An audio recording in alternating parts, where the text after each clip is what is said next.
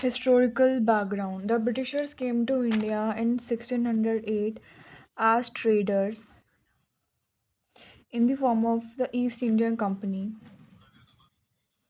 which had the exclusive right of trading in India under a charter granted by the Queen Elizabeth I in 1600.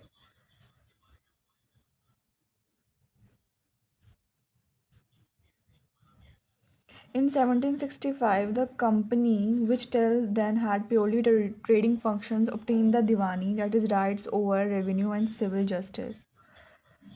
Diwani, that is, the rights over revenue and civil justice of Bengal, Bihar, and Orissa.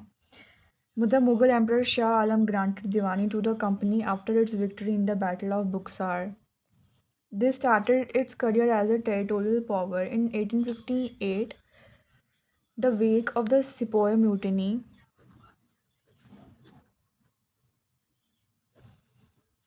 the British Crown assumed direct responsibility for the governance of India. This rule continued until India was granted independence on August 15, 1947.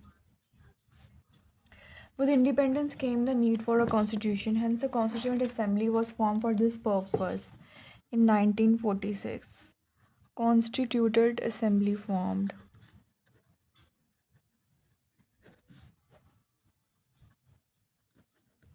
And on January 26, 1950, the constitution came into being.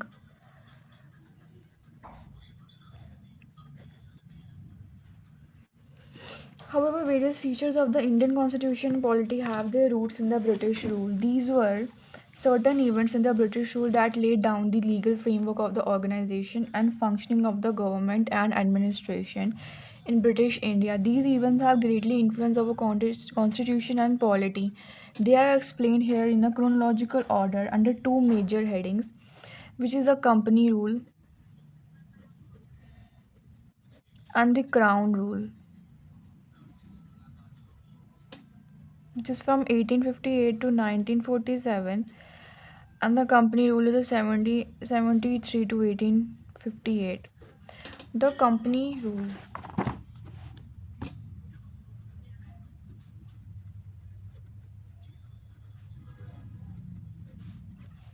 which is a regulating act of 1773.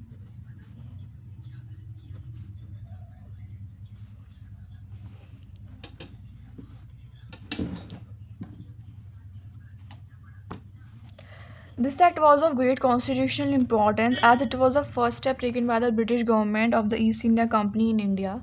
Second, it recognized for the first time the political and administrative functions of the company, and it laid the foundations of central administration in India. The feature of its acts were as follows. It designated the Governor of Bengal as the Governor General of Bengal and created an executive council of four members to assist him.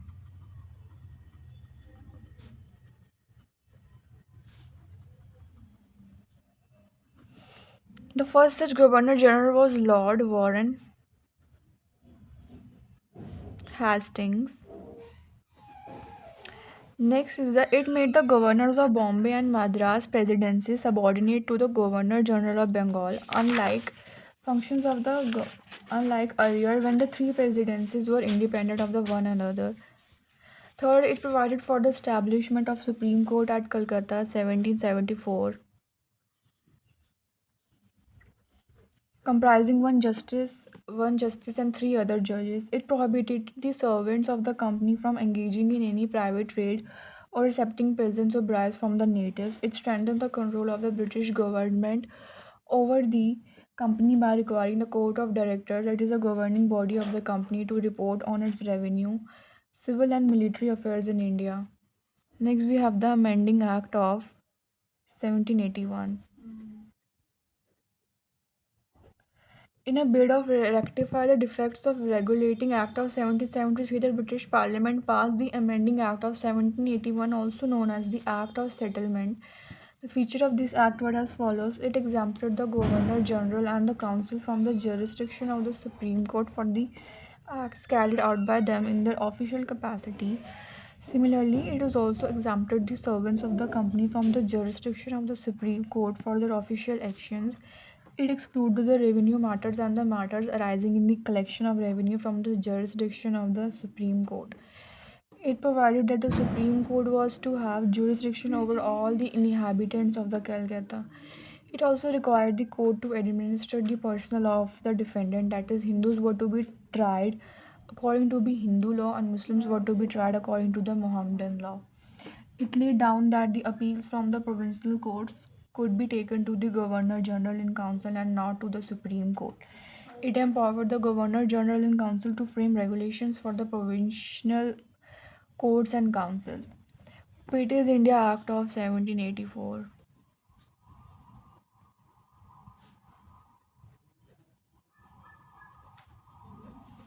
The next important act was the British India Act of 1784. It was introduced in British Parliament by then Prime Minister William Pitt. The features are that it distinguished between the commercial and political functions of the company. It allowed the court of directors to manage the commercial affairs, but created a new body called the Board of Control to manage the political farms. Thus, it established a system of double government. It empowered the Board of Control to supervise and direct all operations of the civil and military government on revenues of the British possessions in India. Thus, the act was significant for two reasons. First, the company's territories in India were for the first time called the British possessions in India, and the second, the British government was given the supreme control over the company's affair and its administration in India. Act of 1786. In 1786, Lord Cornwallis was appointed as the Governor General of Bengal. He placed two demands to accept the post. He should be given power to override the decision of his council in special cases. He should also be the commander in chief. Accordingly, the Act of 1786 was enacted to make both the provisions. Charter Act of 1793, the feature of this act were as follows. It extended the overriding power given to Lord Cornwallis over his council to all future governor generals and governors to presidencies. It gave the governor general more powers and control over the governments of the subordinate presidencies of the Bombay and Madras. It extended the trade monopoly of the company in India for a period of another 20 years. It provided that the commander in chief was not to be a member of the Governor General's Council unless he was so appointed. It laid down that the members of the Board of Control and the staff were henceforth to be paid out of the Indian revenues. Then the Charter Act of 1831.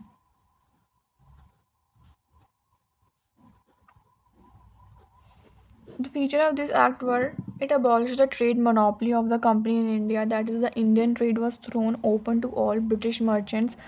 However, it continued the monopoly of the company over trade in tea and trade with China. It asserted that the sovereignty of the British Crown over the company's territories in India. It allowed the Christian missionaries to come to India for the purpose of enlightening the people. It provided for the spread of Western education among the inhabitants of the British territories in India. It authorized the local governments in India to impose taxes on persons. They could also punish the persons for not paying taxes. Charter Act of 1833. This act was the final step towards centralization in British India. The feature of this act were as follows. It made the Governor General of Bengal as the Governor General of India and vested in him all civil and military power. Thus, the act vested for the first time the Government of India with authority over the entire territorial area possessed by the British in India. Lord William Bentinck was the first Governor General of India. It deprived the Governor of Bombay and Madras of their legislative powers. The Governor General of India was given exclusive legislative powers for the entirety of British India. The laws made under the previous acts were called as the regulations, while laws made under this act were called as the acts. It ended the activities of the East India Company as a commercial body, which became a purely administrative body. It provided that the company's territories in India were held it by in his trust for His Majesty, his heirs, and successors. The Charter Act of 1833 attempted to introduce a system of open competition for selection of civil servants, and state of the Indians should not be debarred from holding any place, office, and employment under the company. However, this provision was negated after opposition from the Court of Directors. Then the Charter Act of 1853. This was the last of the series of charter acts passed by the British Parliament between the 1793 and 1853. It was a significant constitutional landmark. It separated for the first time the legislative and executive functions of the Governor General's Council. It provided for the addition of six new members called the Legislative Councillors to the Council. In other words, it established a separate Governor General's Legislative Council, which came to be known as the Indian Legislative Council. This legislative wing of the council functioned as a mini parliament, adopting the same procedures as the British Parliament. Thus, legislation for the first time was treated as a special functions of the government, requiring special machinery and special process. It introduced an open competition system of selection and recruitment of civil servants. The convened civil service was thus thrown open to the Indians also. Accordingly, the Macquarie Committee, the Committee of the Indian Civil Service, were appointed in 1854. At that time, the civil service of the company were classified into convened and the unconvened, which is the higher and the lower. The former was created by the law of the company, while the later was created otherwise. It extended from the company's rule and allowed it to retain the possession of the Indian territories on trust for the British Crown, but it did not specify any particular period, unlike the previous charter. Thus, this was a clear indication that the company's rule could be terminated at any time the parliament liked. It introduced for the first time local representation in Indian Legislative Council of the six new legislative members of the Governor General's Council. Four members were appointed by the local governments of the Madras, Bombay, Bengal, and Agra. The Crown Rule, the 1858 to 1947 Government of India Act of 1858. This significant act was enacted in the wake of the revolt of 1857, also known as the First War of Independence or the Sepoy Mutiny. This act, known as the Act for the Good Government of India, abolished the East India Company and transferred the powers of the government, territories, and revenues to the British Crown. The features of this act were as follows. It provided that India henceforth was to be governed by and in the name of Her Majesty. It changed the designation of the Governor General of India to the Viceroy of India. He was the direct representative of the British Crown in India. Lord Canning thus became the first Viceroy of the India. It ended the system of double government by abolishing the Board of Control and Court of Directors. It created a new office, Secretary of State for India, vested with complete authority. Lord Canning.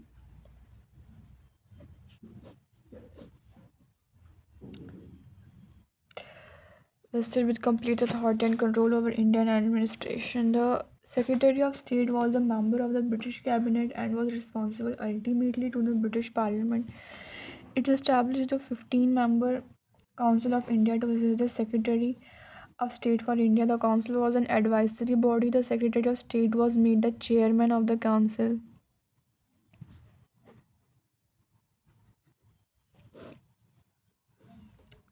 It constituted a Secretary of State in Council as a body corporate capable of suing and being sued in India and in England. The Act of 1858 was, however, largely confined to the improvement of the administrative machinery by which the Indian government was to be supervised and controlled in England. It did not alter in any substantial way the system of the government had prevailed in India. Indian Councils Act of 1861, after the Great Revolt of 1857, the British government felt the necessity of seeking cooperation of the Indians in the administration of the country. In pursuance of this policy of association, three acts were enacted by the British Parliament in 1861, 92, and 1909. The Indian Council Act of 1861 is an important landmark in the constitution and the political history of law. In 61, the feature of this act was that it made a beginning of the representative institution of associating Indians with the lawmaking process. It thus provided that the Viceroy should nominate some Indian as non-official members of his expanded council. In 1862, Lord Canning, the then Viceroy, nominated three Indians to his legislative council: the Raja of the Benares, the Maharaja of the Patiala, and the Sir Dinkar Roy. It initiated the process of decentralization by resorting the legislative powers to the Bombay and Madras presidencies. It thus reverts the centralizing tendency that started from the Regulating Act of the 1773 and reached its climax under the Charter Act of 1833. This policy act of legislative devolution resulting in the grant of almost complete internal autonomy to the provinces in 1937. It also provided for the establishment of the new legislative councils for Bengal, Northwestern provinces, and Punjab, which were established in 1862 and the 1886 and 1897. It empowered the viceroy to make rules and orders for the more convenient transactions of the business in the council. It also gave a recognition to the portfolio system introduced by Lord Canning in 1859. Under this, a member of the Viceroy's Council was made in charge of one or more departments of the government and was authorized to issue final orders on behalf of the Council on matters of its departments. It empowered the Viceroy to issue ordinances without the concurrence of the Legislative Council during an emergency. The life of such an ordinance was 6 months.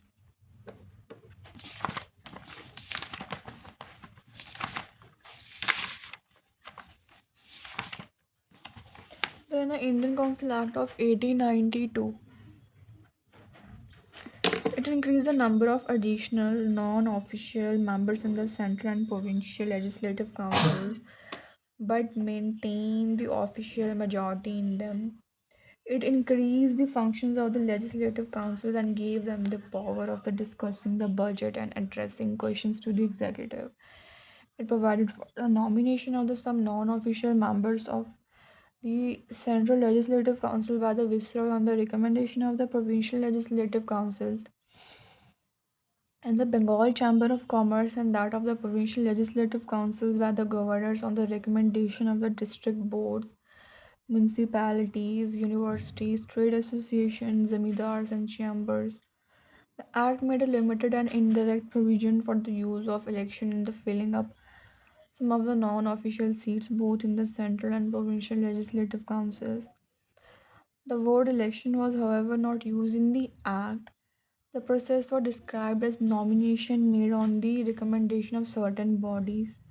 System of budget was introduced in British in India in 1860.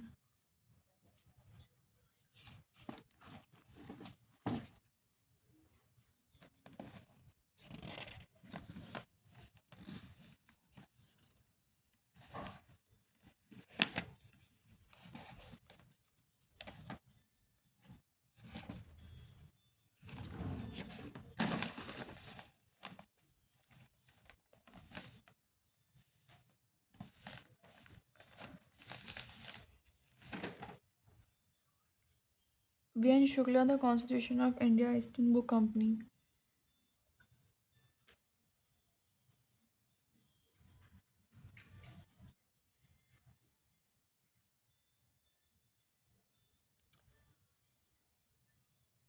It provided for the nomination of some non-official members. Central Legislative Council was the Viceroy on the recommendation of the Provincial Indian Council Act of 1909. This act is also known as Maudley Minto reforms. The Lord Maudley was then the Secretary of State for India, and Lord Minto was the then Viceroy of India. The feature of this act were that it considerably increased the size of the Legislative Council, both central and provincial. The number of members in the Central Legislative Council was raised from 16 to 60. The number of members in the Provincial Legislative Council was not uniform. It retained official majority in the Central Legislative Council but allowed the Provincial Legislative Council to have the non official majority. It enlarged the deliberative function of the Legislative Council at the both levels. For example, members were allowed to ask supplementary questions, move resolutions on the budget, and so on. It provided for the association of Indians with the executive councils for the viceroy and the governors. Satyendra Prasad Sinha became the first Indian to join the Viceroy's Executive Council. He was appointed as a law member. It introduces system of the communal representation for Muslims by accepting the concept of separate electorate. Under this, the Muslim members were there to be elected by the Muslim voters. Thus, the act legalized communalism, and the Lord Minto came to be known as the father of communal electorate. It also provided for the separate representation of presidency, corporations, chambers of commerce, universities, and the zamindars. Government of India Act of 1919